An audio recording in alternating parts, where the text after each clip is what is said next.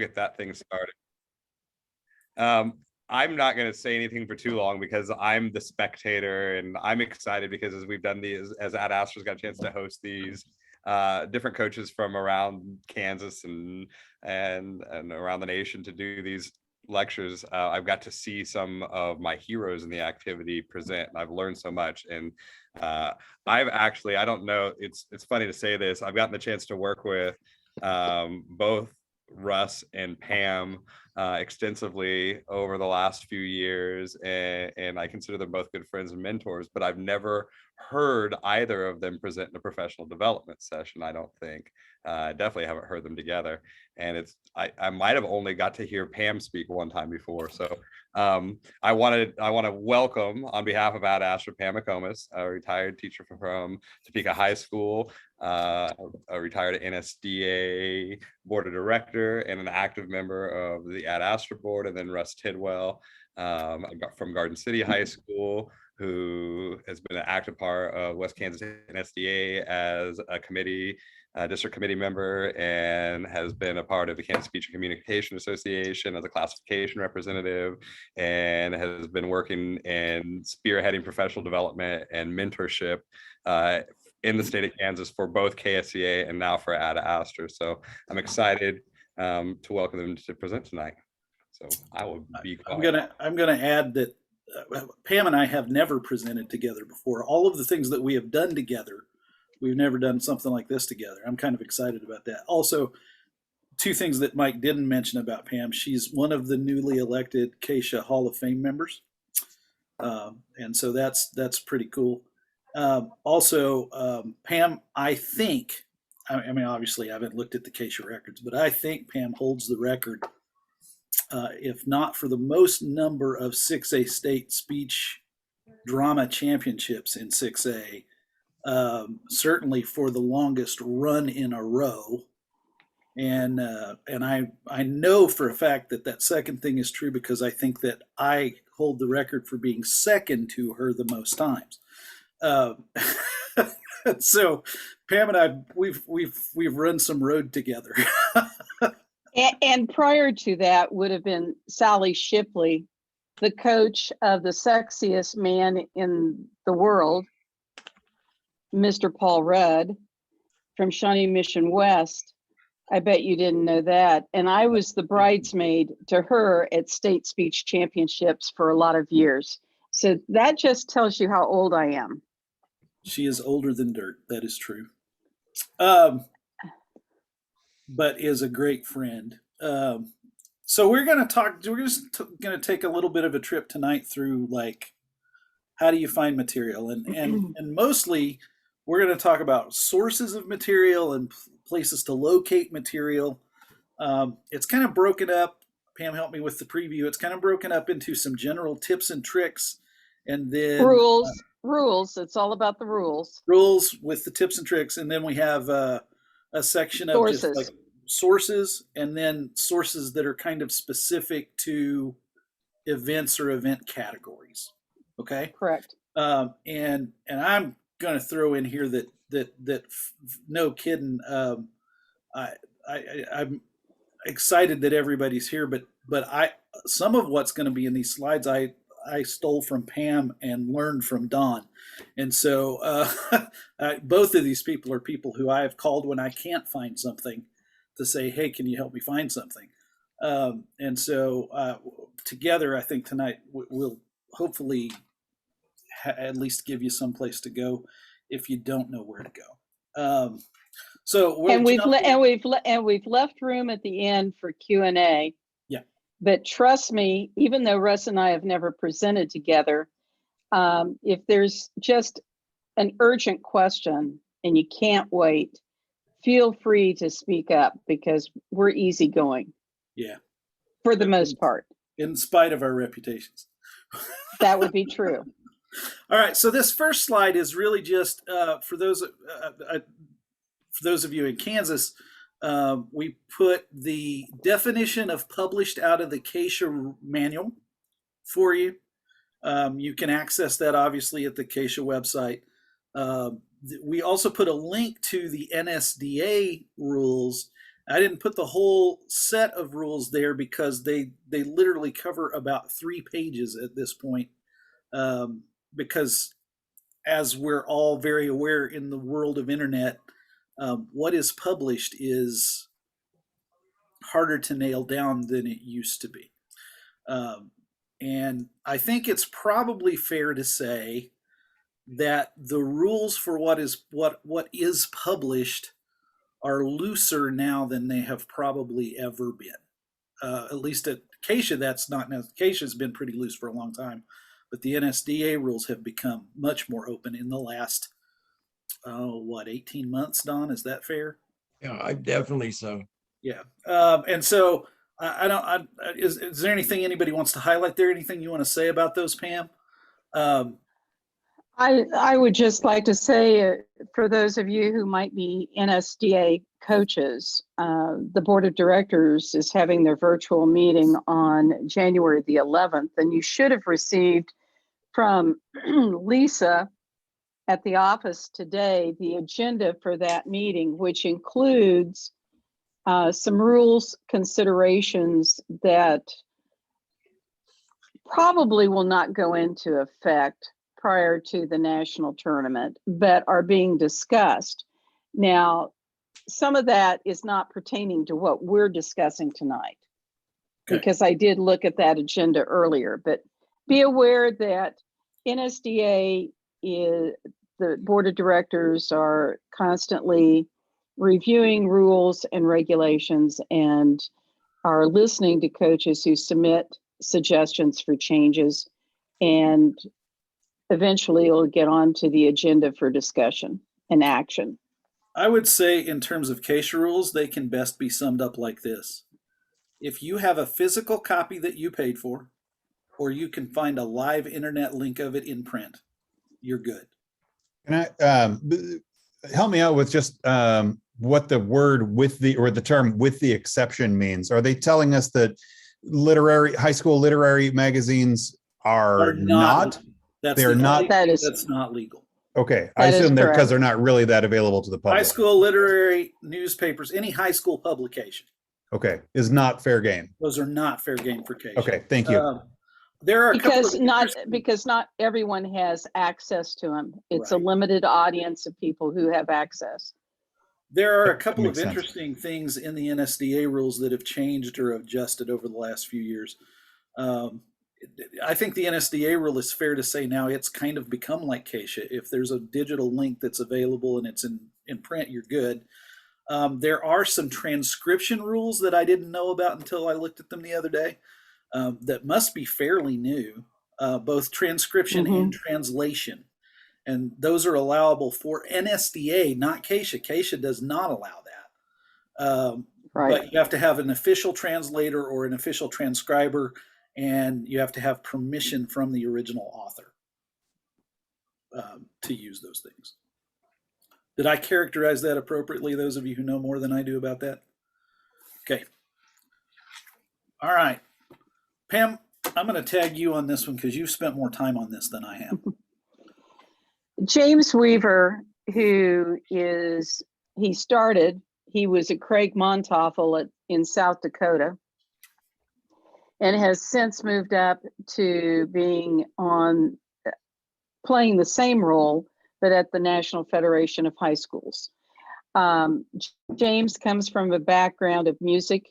He was an orchestra director, and he also did debate in high school in South Dakota. So he's very familiar with music and debate and forensics.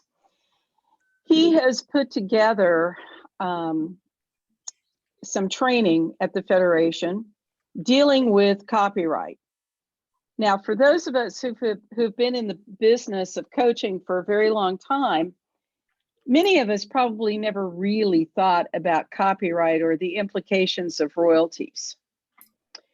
If you've ever had to deal with Neil Simon before, which is why I will not do any Neil Simon material for a long time and still won't do it, is because if you change any words or you cut his script in any way, his agents who might be sitting out in a theater at your high school, they will come after you. There was a school in California that lost a lawsuit and had to pay thousands of dollars to Neil Simon, and he's not the only one. So the whole issue of royalty, the whole issue of use of materials in terms of copyright and copyright protection, especially when we get into discussing some materials that you could be using for cuttings in a slide that will be coming up, you very much need to be going to this link and doing your work as a coach to understand copyright and to understand royalty. And there is training there that James has done for the Federation that is absolutely beneficial. That was the scare tactic. That's the scare tactic. I will add the good cop version of that is that for every Neil Simon, there are quite a few others who will say, absolutely use my stuff. And there are publishers, in fact, who you're very safe using pretty consistently. And when we get to some of those slides, we'll talk about that a little bit. Okay. Anybody have questions about copyright stuff? I will tell you that I started taking this pretty seriously after this last round of it, and how it affected me was not so much in terms of material that we perform at tournaments. Our primary fundraiser for about 15 years was a telethon that we did live on our school television station, and we've stopped doing it just because I think like broadcasting it in that way felt like kind of a lightning rod to me for copyright issues. Before you advance the slide, Russ, to tag off of that, many of us would do forensic showcases at the end of the season, and it would be open to the public. Now, many of us did not charge admission, but we asked for donations at the end.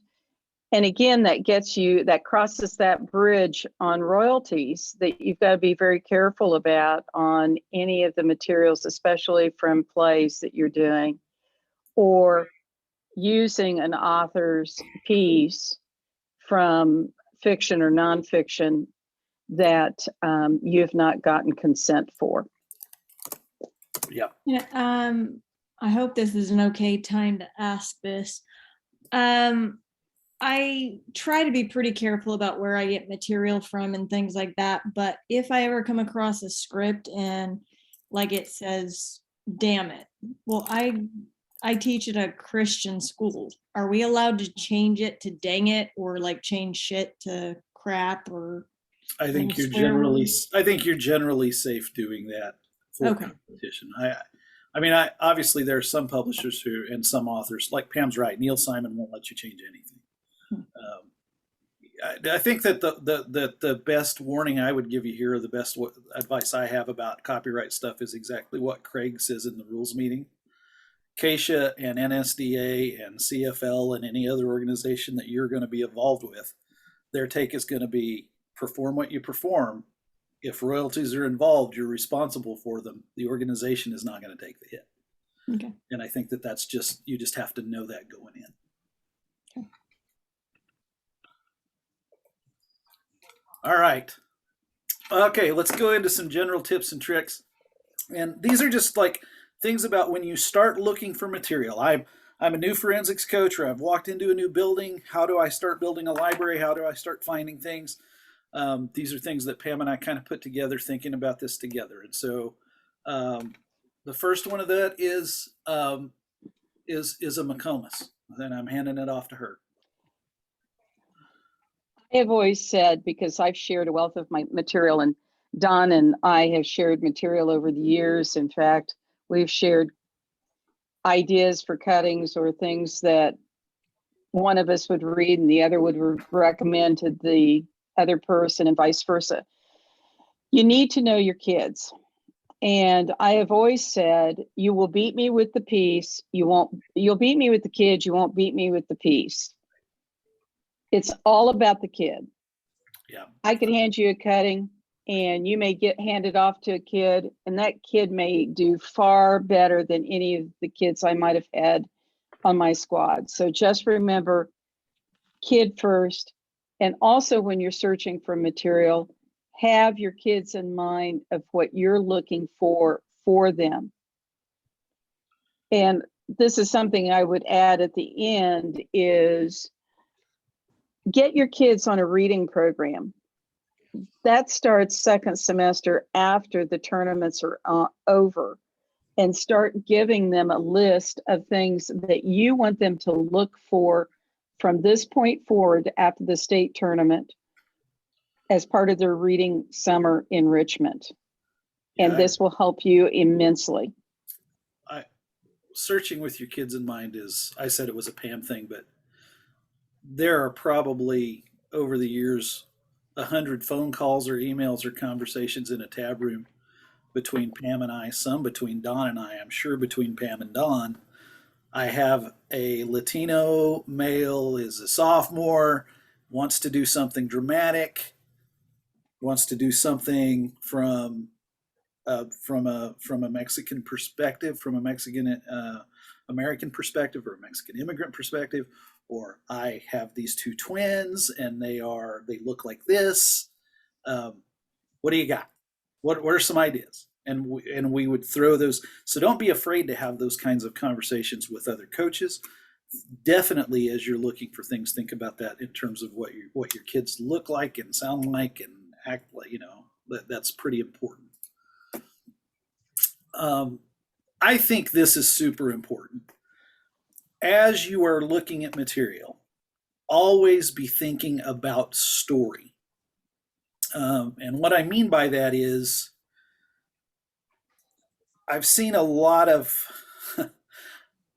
I see this in pros rounds and DI rounds more than I see it in almost anything else. Mm-hmm. I go in and I get 5 minutes of leading up to what feels like it's going to be a really good story, and then it just stops in the last minute. And there's no denouement, there's no climax, there's no Falling action. falling action. Nothing resolves. There's no clear traditional narrative storytelling. And as you are looking at pieces, make sure that you are constantly thinking about story.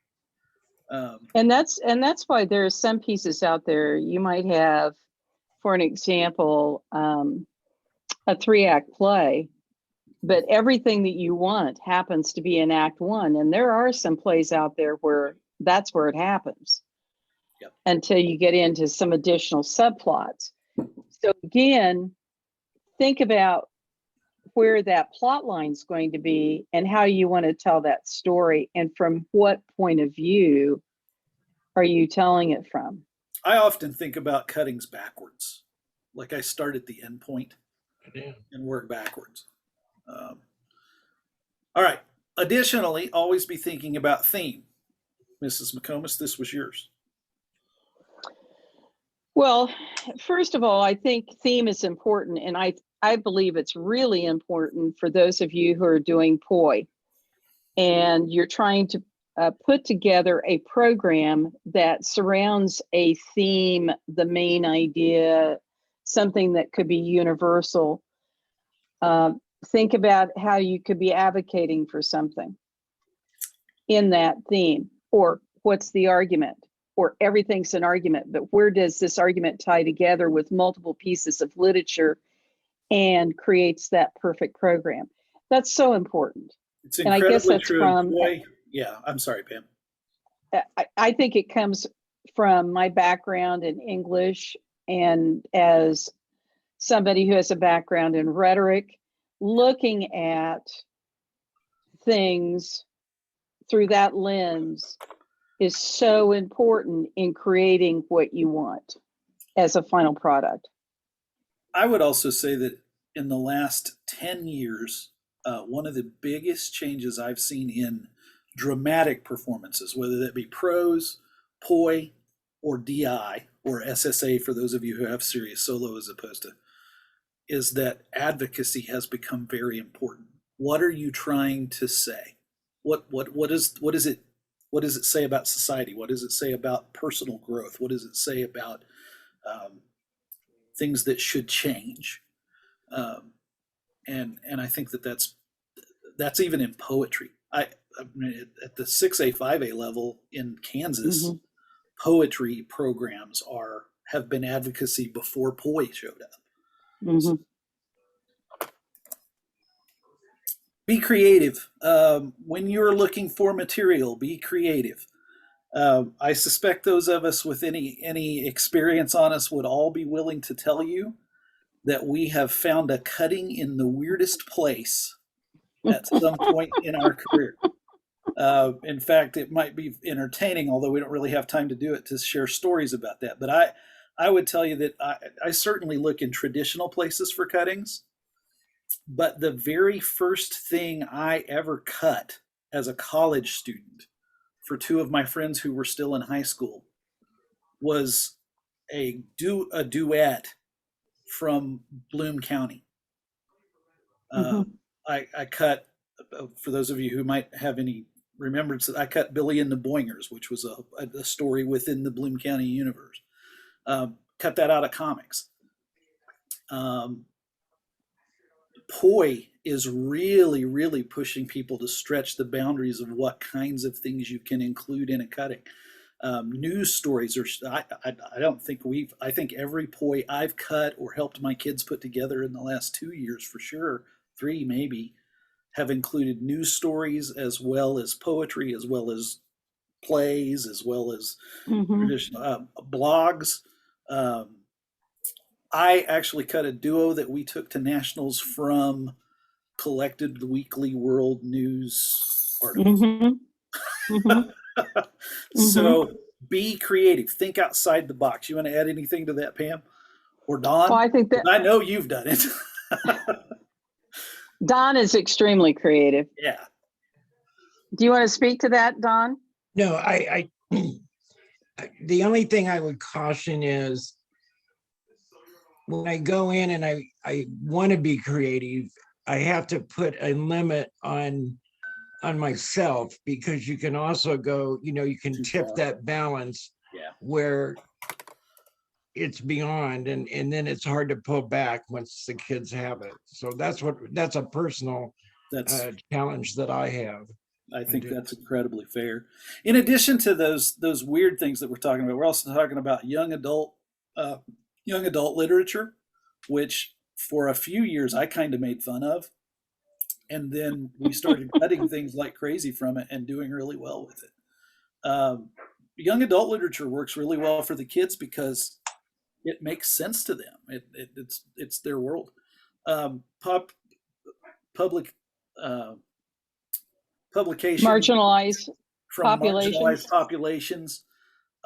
Look at subplots. Novels never have one story, and we've found some really good cuttings, both duo and DI and even HI, from subplots within either plays or big novel or normal size novels. So don't think, always be thinking about story. Don't worry about whether it's the main story.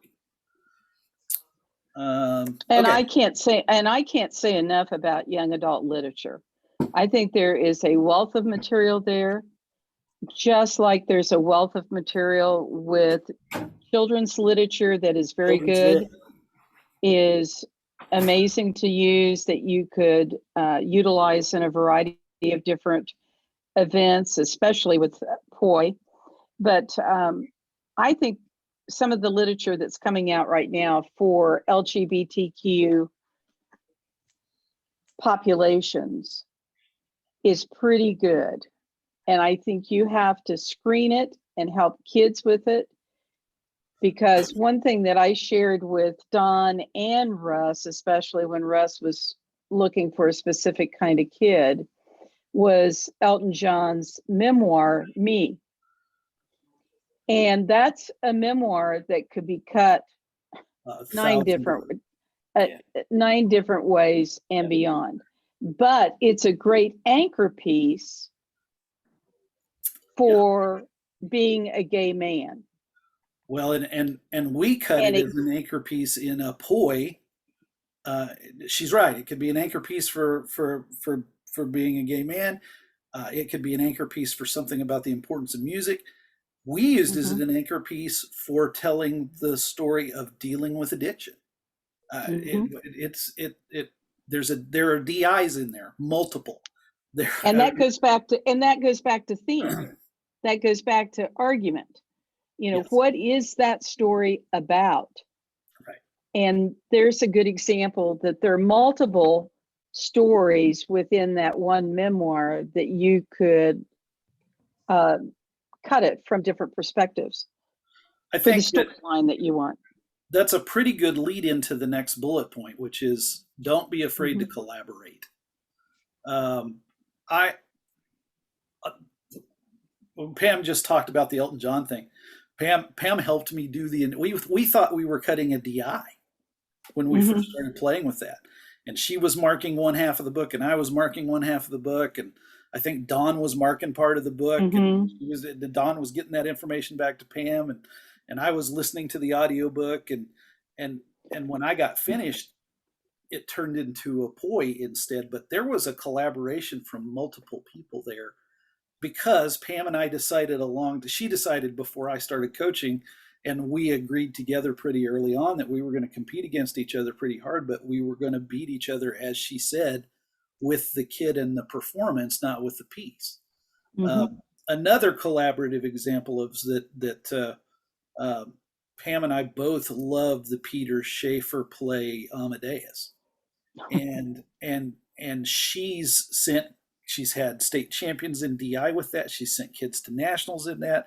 I've had kids in state finals and sent kids to nationals doing that piece. I She cut her version, I cut my version. We talked about there was one year at state where we had dueling versions of it in Mhm. dramatic In the inter final round. in the final round. And we eventually, it was like, okay, well, just give me your cutting. And then I kind of took her cutting and my cutting, and I was like, oh, she does some of this much better than I do it, and I like this part of what I did better. And so just don't be afraid of collaborating with coaches. I think we forget sometimes in the heat of competition that this is about the kids being able to tell stories. It's about the kids being able to communicate, and the competition makes it fun, but there's nothing wrong with us getting better at our craft together too. Well, and I think that gets into beyond what we're doing tonight is the whole cutting aspect, because Yes, cutting is such an important piece, which would lead us to another session that maybe will happen. Michael let us co-host together. I think we'll go through this side a little more quickly. I think I would just tell you to plan to spend some budget on material every year. And I know that depends a lot on the size of your school and whether you know what your budget is. And I know what my budget is every year, and I know how much I plan to spend on material every year. I would tell you that I have a better current literature library in my classroom than I think is in our building, because I just Mhm. have committed to spend money on lit every year. Mhm. Um, I will also say that while I think you need to plan to spend some money on literature, that's not as big a deal as it was when I first started coaching. So much more is available on the internet through digital libraries. There's a lot of things that you can look at and then you don't even have to buy it until you take a kid to state or to nationals. And now the rules are such that if you can find it online in print, you're good anyway. Yes, Don. No, I think I couldn't agree with you more. And I think sometimes coaches are frustrated. Let's say you buy 30 scripts. And in many ways, even reading the summaries, you're buying a pig and a poke. Yeah. And so you might go through 10 of those. And Find the nothing. key thing to remember is maybe those won't work right now, but Right. they become part of that big library. And it might be a year, it might be a year and a half or 2 years. 10. Or you have a kid come in as a transfer. So don't be discouraged by that, because not every one of those 20 I buy, are going to meet Right. all these good requirements. That's absolutely. I used to say that I would buy plays, and my job was just to be a garbage sorter. I'd buy plays that I thought were good. I'd buy 30 plays, just like Don said, and I might find 2 good ones out of it. But then But maybe one 5 of years later somebody finds something. one of the things that I would also advise you on is going out and looking at reviews. Yes. The reviews are going to help you in your selection of material, because all of us have purchased material that we wanted to box back up and send to the publisher and say, may I get a refund for this? Right. Because it wasn't really very good literature. So keep that in mind. And I think Don offers you some good suggestions too. It may not be the kid that you've got right now, but it could be a future kid. And I would encourage each and every one of you to go to your librarian and ask for library cards and pockets for your own library that you're building in your room. So a kid checks it out, you know who has that particular player book. I've done that for years in my program, where I have typed up library cards and it goes into a little recipe box. So I know who has it, so I can get it back. And if I don't get it back, it's attached to the kid's transcript. I use QR codes to do that now instead of pockets. Well, there you go. So, but it's the same thing. A couple of tips there. Use search features and recently published lists particularly from the play publishers. Samuel French. Well, I guess it's not even Samuel French anymore. It's a new. They've been bought out and grouped under theatrical something that we'll talk about in a minute. But Dramatist Play Service. They both have really good advanced search features. You can put in the number of actors. You can put in the kind of literature you want to find. You can find 1-person shows. You can find 2-person shows. There's just some good search features in those. I also really like the recently published list from those publishers, because very often I'm trying to find new things. And so I'll go back and look at like the recently, in fact, we have a work day tomorrow, and I will probably spend 2 hours tomorrow just looking at recently published lists on the major play services and ordering things. Well, you can also do that in terms of fiction and nonfiction as well. Look at what's made the New York Times best books of the year, and those kinds of things, and then start reading some good reviews so you can get a feel as to whether or not you want to purchase that material. I don't know, this one might be controversial for some people. I think you should not be afraid to make contacts with authors. This has been true with poetry for us. Kids will go, they'll find a good spoken word poem, something that works as an anchor piece for their poetry program or for pieces in a poi, but we can't find the thing printed anywhere. And many times, I or the student have made contact through social media with those authors, those poets or those playwrights or whoever. And I wouldn't say that we get 100% response, but it's a really high return. And they will say, nope, it's just not published anywhere. It's not in print anywhere. Or they'll say, yes, it is in print. Here's where it's in print. Here's where you can buy it, or here's where you can find it online. And I would say 8 times, 9 times out of 10 over the years, those people have been incredibly gracious and kind of excited about people performing their work in competition. Beg, borrow, and trade. We've all traded good material and we've traded so material, but always we find a nugget somewhere. Yeah, absolutely.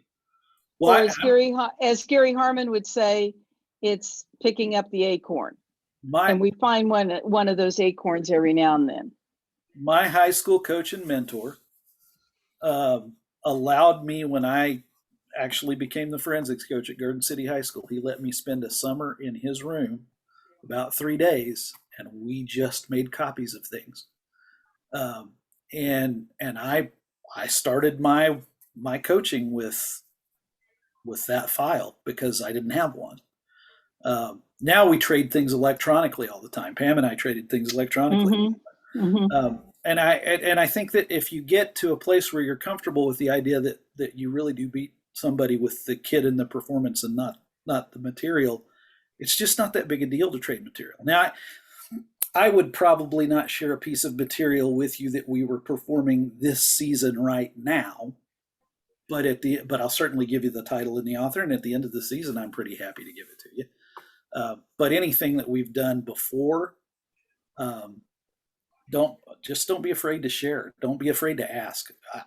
I will certainly, if you email me and say, hey, I've got a student looking for this kind of thing, I'll either make recommendations or I might just send you stuff.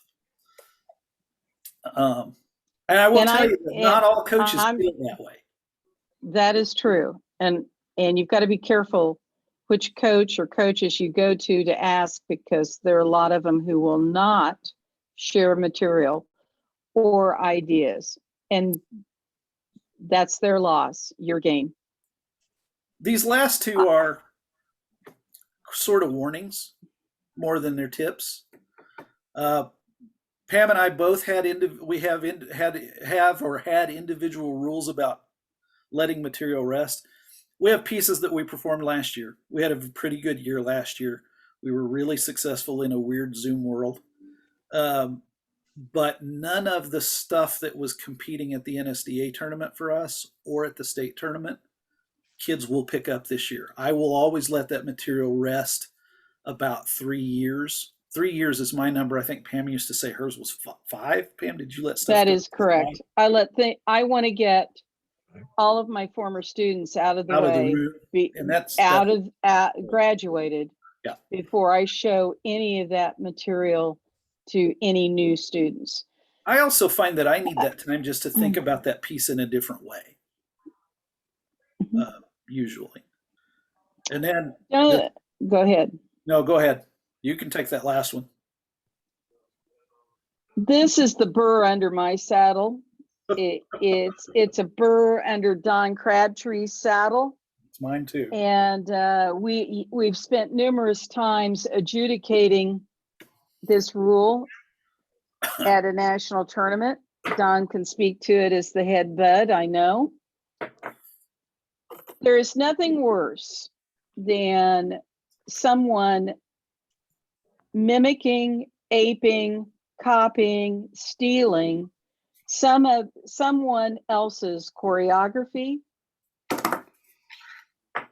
someone else's complete cutting, including the introduction and or transitions, to perform it on the stage or get close to the stage another year. Now, I'm speaking like national performances, but I've seen it in this state too many times.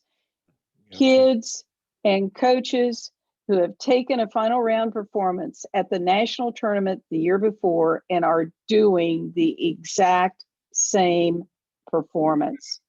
Those performance videos are a double-edged sword. They really, really are. They are a great textbook if you are learning how to do things. They're a great resource to show your kids, here are techniques. But the more videos we make available, whether that be at the national level or at the state level, the more often you see people wholesale performing old performances.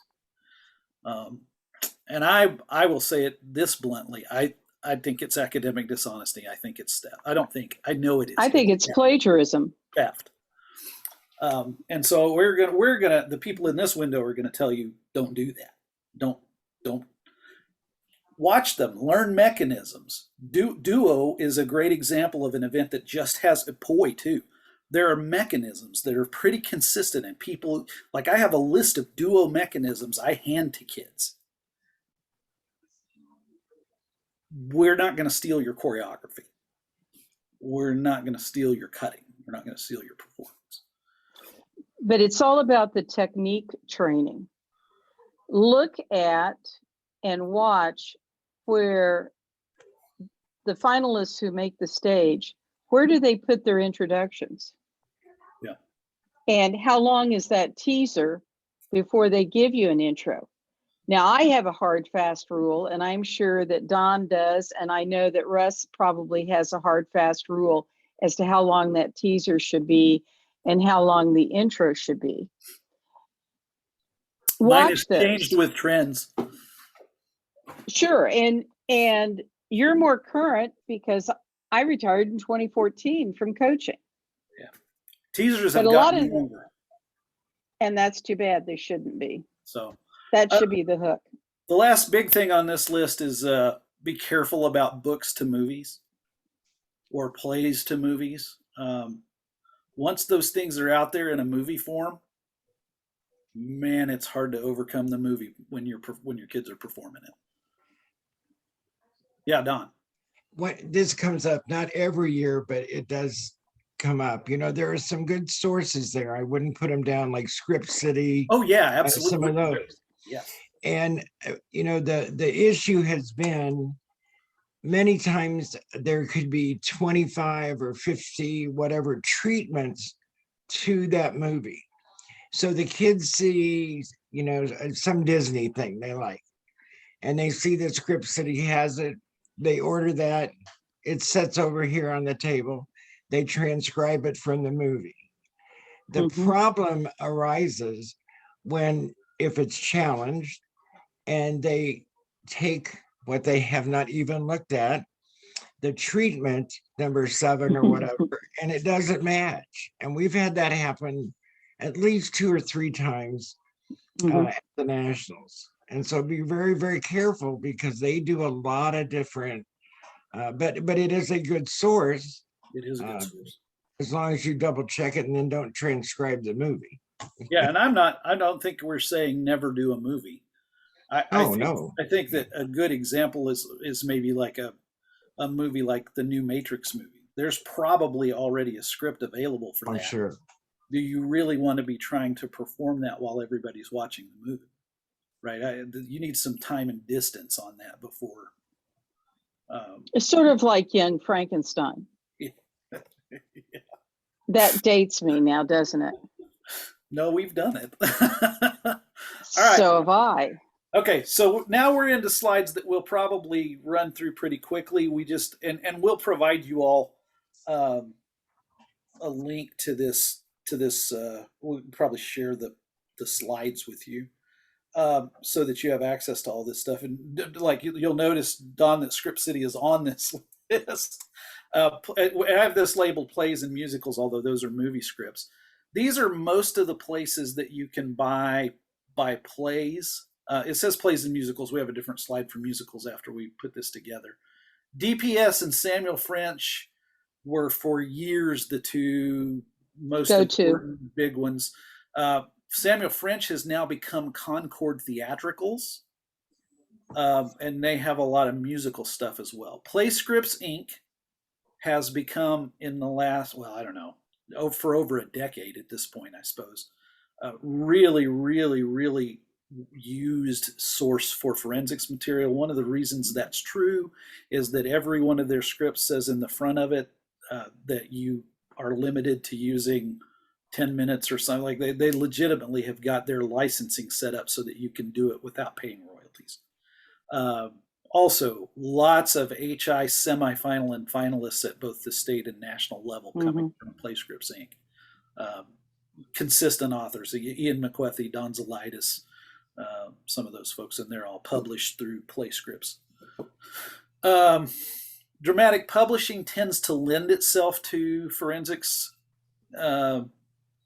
cuttings, and then Drew Scriptorama and Script City are both movie script sites. And I jumped ahead above Drama Bookshop because Drama Bookshop and Playwrights, I guess Playwrights Canada is a playwright, like that's a play source, right, Pam? That's your Canadian source. It is. It also has musicals there, but Drama Bookshop, I cannot tell you how many times when I've been in New York City, it is my candy store. And now Lin-Manuel Miranda et al., and I mean that, his production partners have purchased it and they've totally redone it. In fact, they've moved the store because I think the building was practically condemned. They bought it from the lady who had the store. It is amazing. And they have an online It presence. is amazing. And you need to use it as a resource. Playwrights Canada Press, excellent resource. I have gotten several plays from Canada Press that I've done as dramatic and also as a duo. And one of those duos, not from my school, but from another school, had the same play that I had. Don't ask me the title because I'd have to go back in my Rolodex. And it was in the final round at Nationals. Amazing playwrights. Dramatist Samuel French et al., Concord, they don't necessarily carry those Canadian playwrights Right. or what's being done there. And again, going back to that beginning slide that we talked about, think outside of the box. Yeah, There are a there's variety literature of published all over the world. And all over the world. so I have best short plays on this list because Pam told me to put it on there, and she is absolutely right. That's not really a resource. That is, Dramatist has short plays collections. French and Concord have short plays collections, play scripts, and sometimes those short plays are, first of all, they're fast to read. You can get through a bunch, and very often there's some good nuggets in there that can be cut down pretty easily because they're already short plays. And so I'll very often order those collections. Yeah.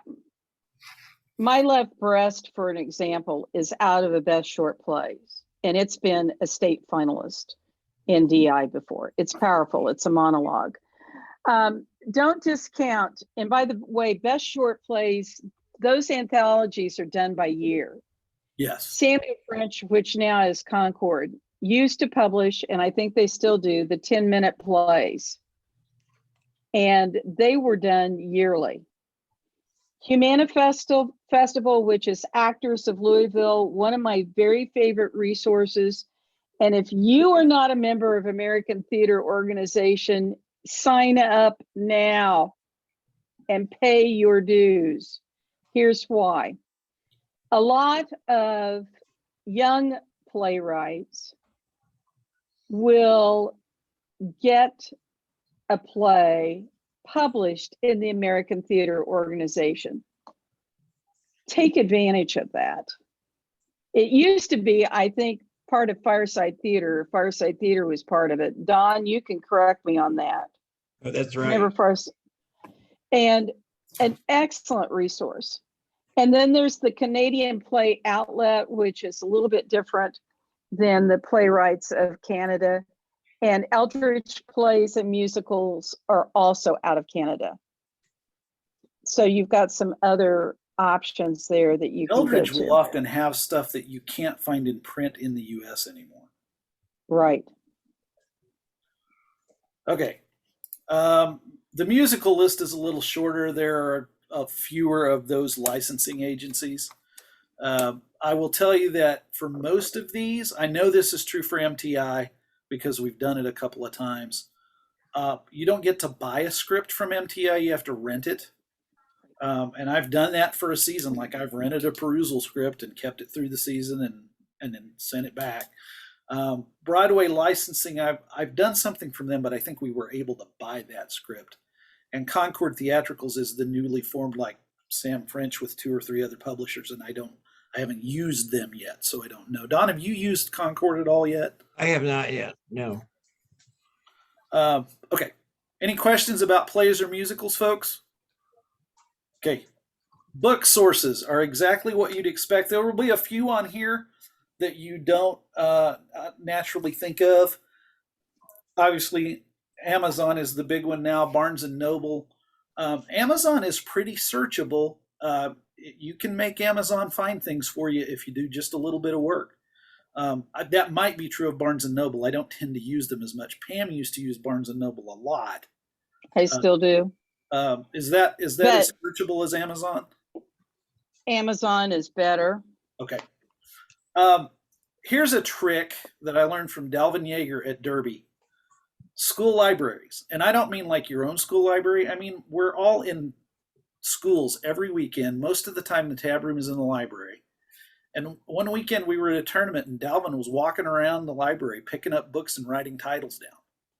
And I thought, man, that's just brilliant. And then it advanced over the years to us just taking pictures of the book jackets. Because then you can go back if a title looks interesting, or if the jacket looks interesting, then you can go back and order it, or you can go back and do a review on it, or whatever. I think that's just a good resource. If you have a university library or bookstore close to you, university bookstores are very often really good. They are a great resource for a couple of reasons. Number one, peruse their theater department sources, because you may find some great choices there for books dealing with directing, or books dealing with a collection of plays in them that the professor wants the students to read because they're going to have to analyze and depict. Or I took a course from Paul Pretschi at Washburn University when he was the theater director, and it was about August Wilson. It was a graduate level class, and he had all of August Wilson's plays available, if you didn't already have them, at the university bookstore. So the other reason take advantage of that. The other reason they're good is because those university bookstores often have reading lists for classes, and those books are available. And so if there's an ethnic studies class, that might be really useful, or different kinds of those kinds of things can be pretty useful. Powell's Books is an online bookseller out of Portland, and it's a good online source. I say don't give up on brick and mortar stores. I was in Watermark in Wichita. It's one of my favorite bookstores on the planet. It's just a little private. It's not very big. Independent book, and it's a really good bookstore. And they've got great theater stuff. They do. Used bookstores. If you have one of those in your area, Debbie and my wife and I's favorite one on the planet apparently has closed. There were two locations in Denver called the Tattered Cover. One of them was huge. It was the biggest used bookstore I've ever been in. It was amazing. Pam was talking about a candy store. I think that place was just amazing for books. But the big one is closed. I guess the small one is still open. Pam added the Dusty Bookstore. Where's that at, Pam? Lawrence, and another good bookstore in Lawrence, which is an independent bookstore, is the Raven, which is excellent, which, by the way, was announced on, God forbid, Facebook, the source of all of our news.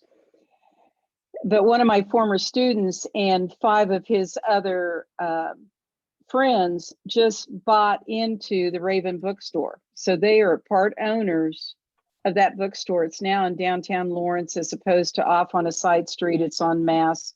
It's great. This last list is of these lists before we get to material, like event specific things.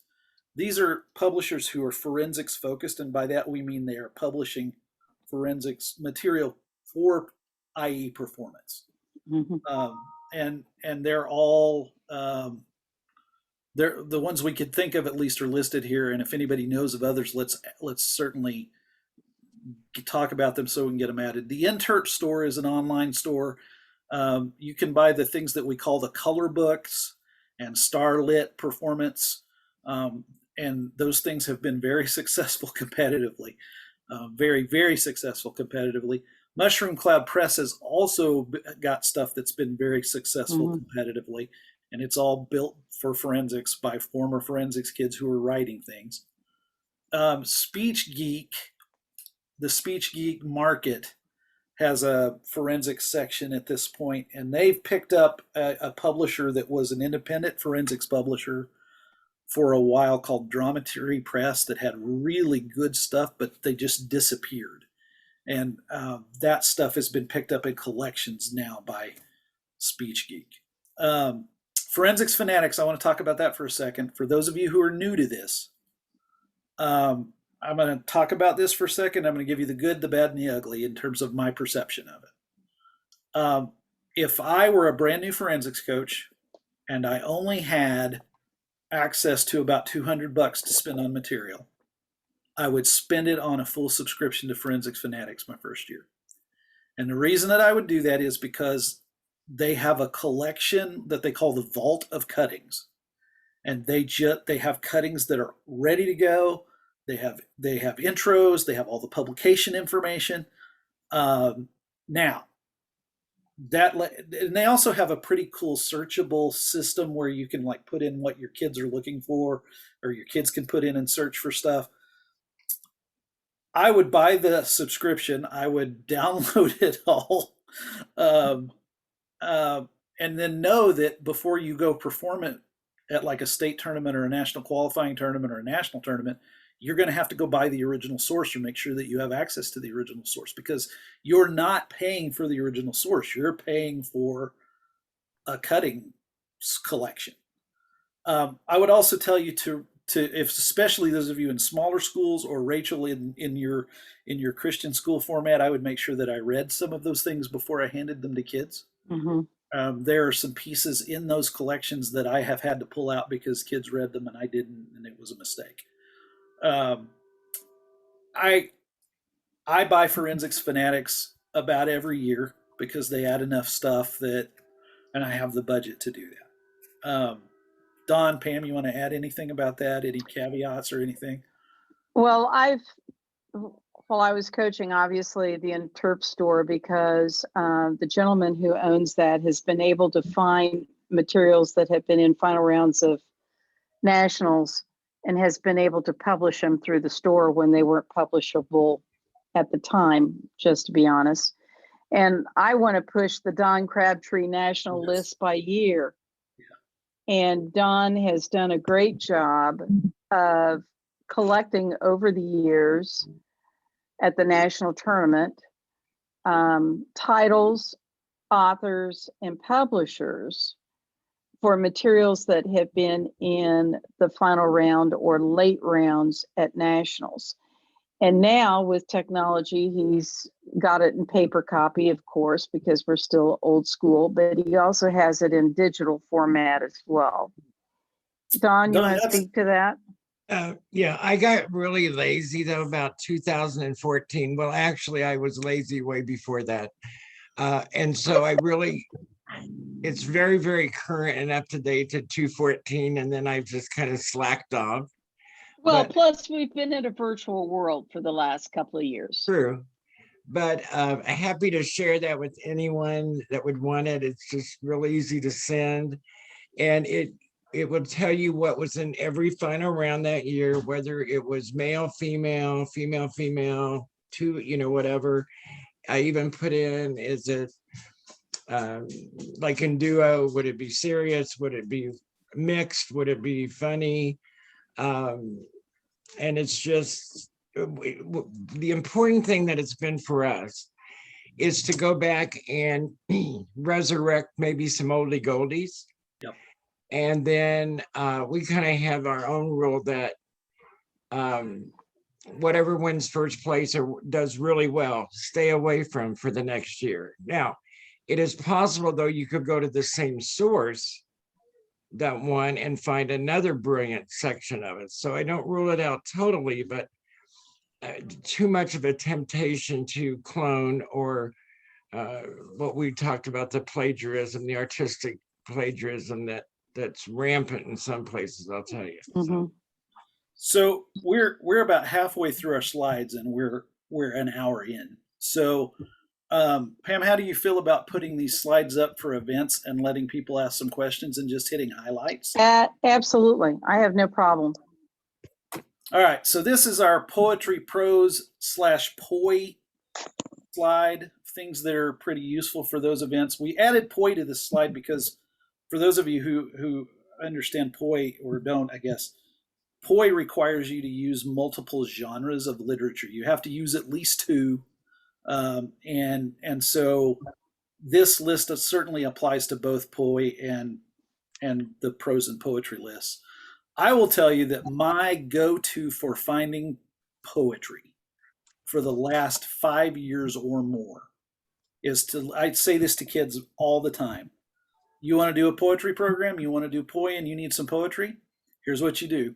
You go to Google and you type in spoken word poetry about, and then you fill in the blank.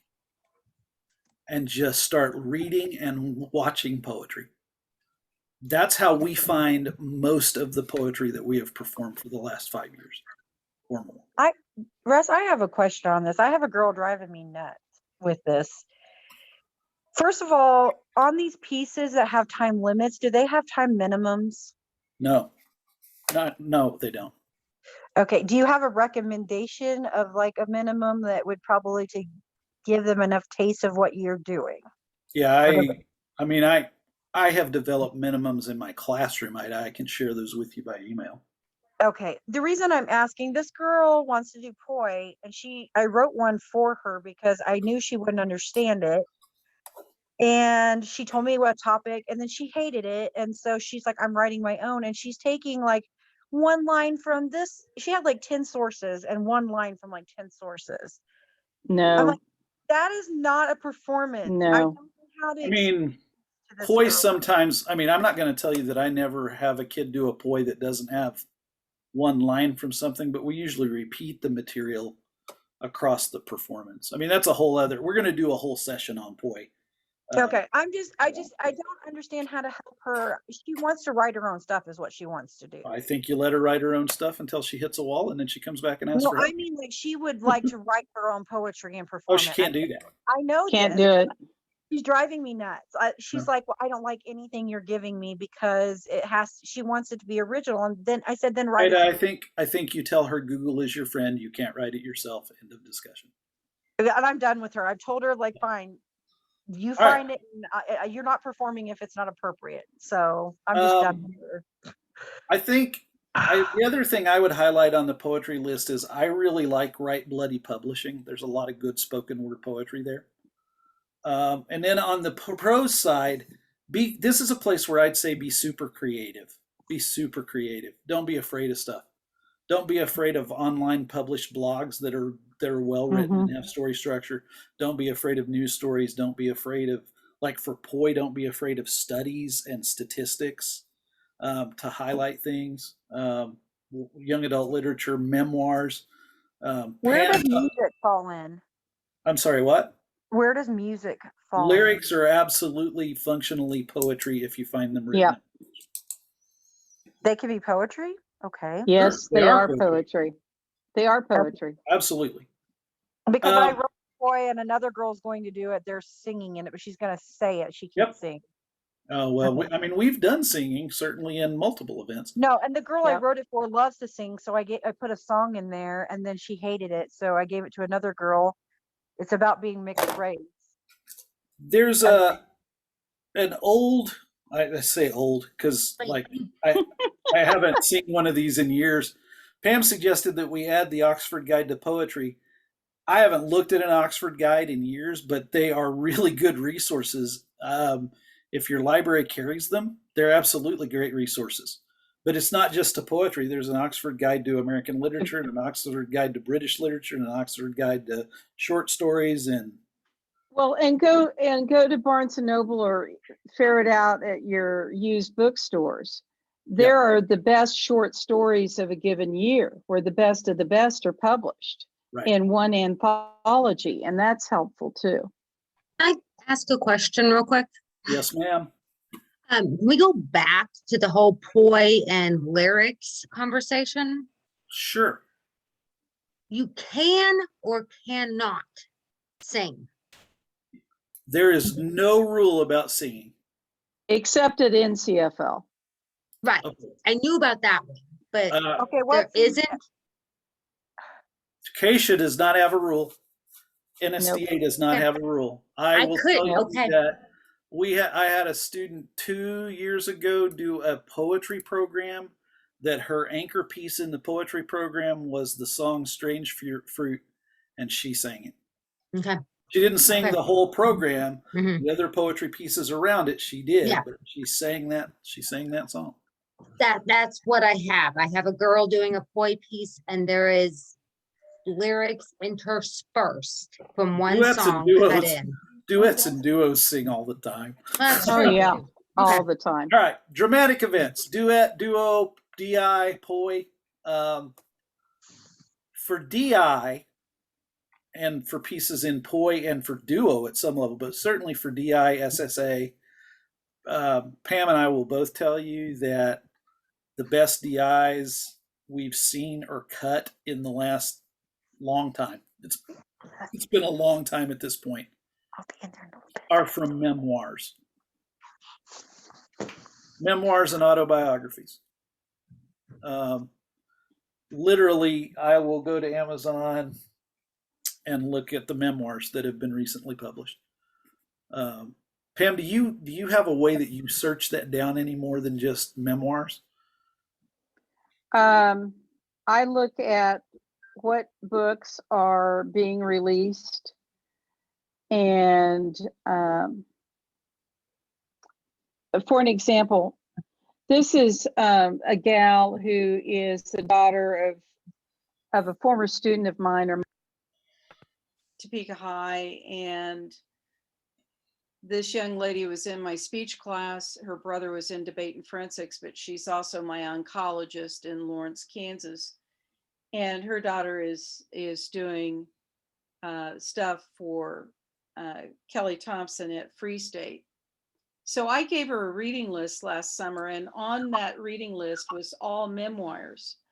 And what she ended up was with the memoir that I really wanted her to do, and she cut it herself. And that is the Natasha Grayson Wagner memoir, More Than Love. It's the intimate portrait of Natalie Wood. And it is amazing. Yeah, somebody because had said during our last call about memoirs, so I never read because I never justify the time. So I spent Christmas break reading and using it to say I was working. And I read like 2 memoirs, and I already have pieces. Like Yeah. I haven't cut them, but I can already see pieces out of them. Now, That brings me to here's one. Go why ahead. I've gone to memoirs. It goes back to what Russ and I said earlier, or as Don said, pig in a poke. I can order 50 plays real easily, and based on comments that are made, I'm going to select the play. But when I start reading it, it's absolutely horrible because there's no true good climax, or there's no good resolution or whatever. It just does not appeal. That's why I've gone to memoirs. I'm just telling you, I don't waste my time with plays anymore when I'm making suggestions to people. We've had when pretty Russ good said- luck. We've had pretty good luck with young adult literature for dramatic events. Yes, and that's why. Yep, it's All right. much better. Humorous events. Mushroom Cloud Press is a good source. I think PlayScripts Inc. is maybe if you just need a source and you don't know, like PlayScripts Inc., you can search that site. Again, I'm Ian laughing. Donzelitis, like some of those authors who are consistently putting out really funny stuff. So I laugh, Russ, because I went ahead and got something from the like package from Mushroom Cloud Press to have something besides Forensics Fanatics. And there's literally a piece about a mother and a daughter that encounter a mushroom cloud. Have Yeah. you read that? yeah, mother-daughter dialogue. And Oh no, that's not the name of it. no, it's Yeah, I've read it. What to Say at the End of the World. Yes. So I sent it a couple of pieces, including that one, to these girls, and they're so quiet and shy, and they picked it. They want to do that, and they're gonna die. Well, and I will say this about humor. I laughed so hard. I was I will say this about humor. I will read a piece and not think it's funny, and a kid will pick it up and it's funny to them, and they'll interpret it in a way that I didn't see in my head. This And one's so, technically not funny. They die in the end, but there's a lot of funny in the. It's like yeah, it's almost. I just think sometimes humor is absolutely in the eye of the beholder or the eye of the interpreter. Yeah, So I agree with you on that for sure. children's books can be really good humorous material sometimes. So anything on that slide, Pam, you want to add? No, that I'm on board with what you were just saying. Oh, hey, that was it. That was good timing for It's us. good timing for us. That's not bad, Pam. We're only 10 minutes over. Well, I do know that Mike has us on for 8:30, but I don't know if that's extended time. Oh, do we? Okay, well, cool. But we're open for questions. Pam, do you want to add anything that we didn't hit before we start questions? Well, one thing that I mentioned earlier, and I can't say this enough, get to know your kids. And that's hard if you have not had them first semester. So you need to get to know them quickly. Yeah, and try to narrow and help them make good choices. But get them on a reading list after the season is over, because you want them back. And so they can start doing a lot of this front loading the work themselves, because they will be more vested as opposed to you handing them the cutting. do something the first few days of class to find out some things about your kids. Different coaches have different methods of doing that.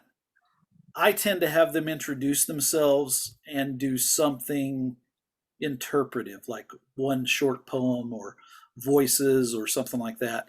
I know that Megan Hageman at Salina South, Jamel Brown at Sumner, they have interview sheets that they have kids fill out to find out things about the kids. Do something to get to know your kids, because it makes this whole finding material thing much easier. And I hesitated to talk about this, but I think I will say it. After you have some material, and after you've, even if you have, like, if you competed in high school or you've been around forensics some, you're going to remember pieces, and you're going to, and I think Pam and I are enough alike in terms of the way that we always approached these interp events, for sure. That I suspect this is true for her too. Sometimes I'm sitting at my desk watching those kids, those first year kids, and I'm watching them dig through the old files, and I'm watching them interact with each other. And sometimes lightning just flashes. Sometimes magic happens, and you're just like, wait a minute, come here. Stand there for a second. Let me look at you. Do this, say this. Look at each other. Two of you, come here. You two, come here. And you're like, hold on a second. And you can go, I'm going to print something for you. Now, the problem with that is that when it works, it's almost always brilliant. But then every other kid in the room expects you to be able to do it, and you can't always do it. Pam, does that sound familiar? Absolutely. So, all right, questions. I have a question about the competitions out here. So I've got a few different pieces I'm looking at for some kids that they're not racy, but they're controversial and they're heavy. One of them is about sexual abuse. Does that go, can they do that out here, and will the judges judge them harshly? They will be fine. I will say cut them carefully. I will. I read a memoir over break, literally called Spilled Milk, about a girl who realized sexual abuse was actually not normal in everyone's house when she went to someone else's house and somebody spilled milk. You'll be fine if you cut it carefully. Okay. I'm just curious, because I know we're out in the middle of nowhere, and I know it's community judges. No, and you'll be fine. Okay. I don't mean to be dismissive of that. I just have lived that world long enough that I'm just asking because I don't know. You have to. Yeah, I would say, Ida, make sure that you don't cut anything in any graphic way. That's my advice. In any what? in any way that's Oh. graphic. I guess that it makes me want to ask the other question of when you cut certain things, like you have an actual script for a duo. I had kids like, I don't want to say that. How does that work? Can you cut stuff out of there? You can Without- strike the line. Yeah. You can strike the line. You can change language that you think is inappropriate. Can you like cut because like we have one piece that we're doing, it's hilarious, but they have this random like 2 other characters that come into the middle that make Yeah, no you sense. can cut that in any Now, way you that makes cannot sense. transpose lines from one character to another Right. character. Right. You can't give lines to a different character, but you can cut lines. Okay. I didn't know how cuttings work. Like Oh, you can What- you can be pretty you can heavy cut- hand. Because one Right. kid's like, I don't want to say I don't believe in God. Like he's a Christian and it's very hard for him then to you say that. shouldn't say it. But the whole rest of the piece he loved, and there's one little blurb about God in there, and I'm like, well, I think we can cut it. But I Yeah. didn't know. I was like, I don't know how this works. So Mike, what's your question? Well, I was going to say the line that you just said is perfect. Don't ever make a kid say something that they're ethically or morally opposed to. Don't make them say what they don't want to. And the line for the sexual content for abuse and things is you can be descriptive of abuse happening, but no part of the story should probably include the actual description of physical abuse, just in case somebody had been through that. Like, talk about somebody being in an abusive situation, just be careful about going too detailed into. and that's what I was gonna say. There's parts where they talk about her dad comes into the room. I mean, like, the dad comes with, And then it proceeds to say exactly what he did to her, which Yeah, you don't can make a stop judge with the- don't make Right. a judge sit through the second part of that. yeah, and Yeah. that, yeah, just so you get the idea that there's probably something going on in there, but you didn't get the description of actually what it was. exactly. And I that's don't- that's That's the line. what I was thinking. The line for me is I don't want to see a high school kid acting out the act. Of There course you not. go. Of course not. It's more, there's a lot more of it talking about like the incident with the milk. There's a Okay. part where she's taking her dad to court. Those are the things I'm going to focus on. I think that's where you go. Yeah. And Okay. Ida, those are questions that would be very useful when we talk about cutting and prepping Yeah. material and that sort of thing, as opposed to what we're talking about this evening, where Okay. where our real focus is on finding and selecting material that we Gotcha. think is useful. So I want us to get back on track to that topic. Okay. I think you're on the right track. Trust your gut. Well, the reason I brought it up tonight is because I'm trying to find material, but I don't know how to know if the material is appropriate. Right. Any other questions? Man, y'all are easy if you don't have any questions. I have questions. My brain's just fried. I just had a 2-hour meeting with them.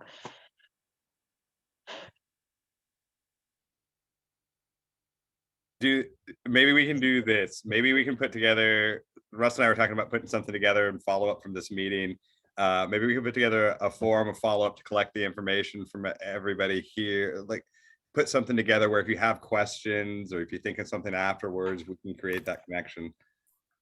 Because I'm with you all. My brain's fried right now, and it's been meeting.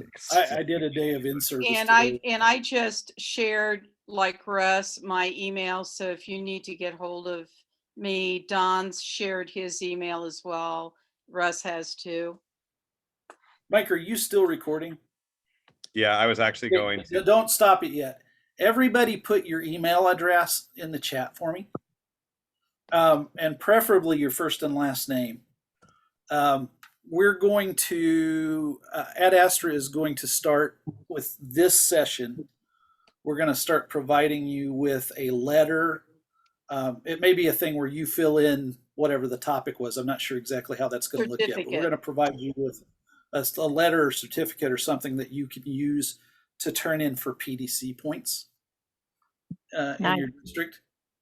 So we're going to do that for people who actually are in the Zoom meetings with us for the rest of these. For people Joe, you've been at all of them. You can probably turn it in for all of it. Right. Well, and for people who are not here in person tonight, they won't get that certificate. They clearly can see the recorded presentation tonight, but they would not receive a certificate for the PD. That is at least the plan. So, And Kathy Colburn's in there too. yeah. So let me make sure that I know, we didn't really do this. I know Ida's at Hugoton. Jenny, you're at Hayes? Yes? Yes, Okay. yes. Kathy, where are you? I'm actually from Onega and I also coach in Centralia, and I'm sure you have no clue where those are at. Oh, I do. I do. Oh, That's okay. in my neck of the woods. Yeah. Okay. Okay. Yeah. Um, It's in the woods for sure. Regina, where are you?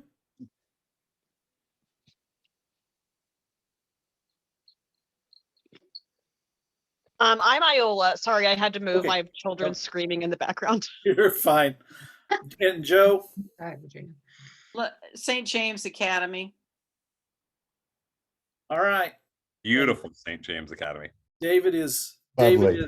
the coach emeritus. I thought he'd enjoy that. And David's also Acacia Board of Director and Yeah, that's represents right. the speech community well with Acacia as the governor's appointee to the Acacia board.